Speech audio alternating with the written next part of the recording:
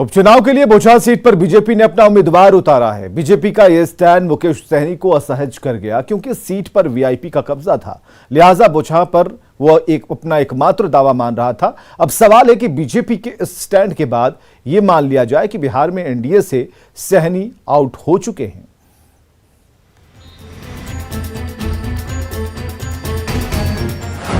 VIP को नहीं मिला भाव और हम ये क्लियर है कि हम चुनाव लड़ेंगे।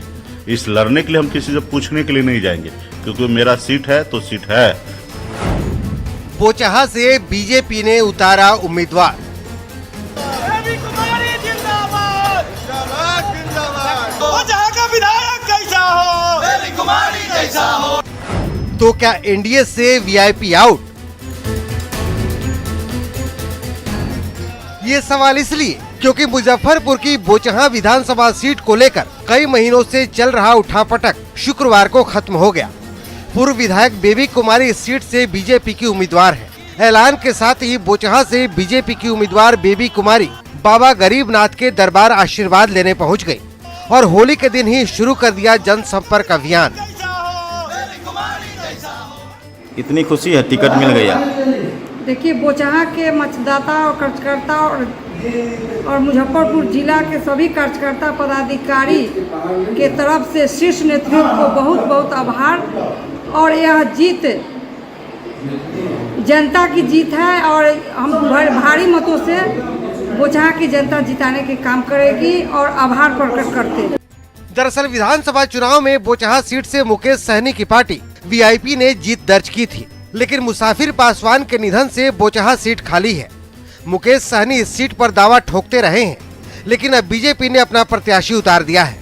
खबर है कि मुकेश सहनी भी मुसाफिर पासवान के बेटे को मैदान में उतार सकते हैं। बोचहा सीट पर बीजेपी के स्टैंड पर वीआईपी ने नाराजगी जाहिर की है, जबकि मांझी एनडीए के साथ खड़े हैं।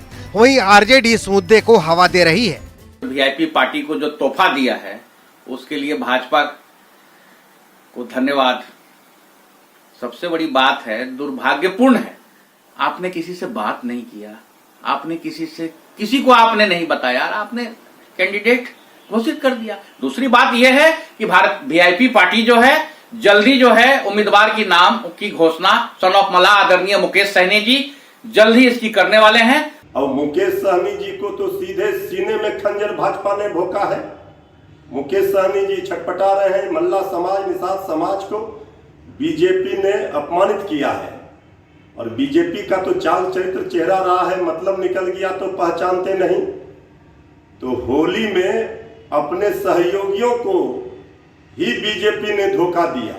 देखिए, बोचहा की सीट वीआईपी की परंपरागत सीट रही है और चूंकि अब वहां से भारतीय जनता पार्टी ने अपने उम्मीदवार उतार दिए हैं, इसलिए होली के उपरांत एनडीए के तमाम शीर्ष नेतृत्व बैठकर उस मामले पर निर्णय लेंगे।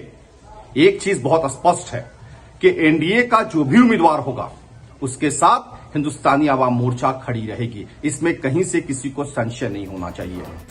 बीजेपी कैंडिडेट की घोषणा के बाद एक बात तो तय है कि अगर मुकेश सहनी पीछे नहीं हटते हैं तो मुकेश सहनी एनडीए से आउट हो सकते हैं। अब सबकी नजर वीआईपी के स्टैंड पर है। मुजफ्फरपुर से न्यूज़ 18 के लिए प्रियांक सौरभ की रिपोर्ट।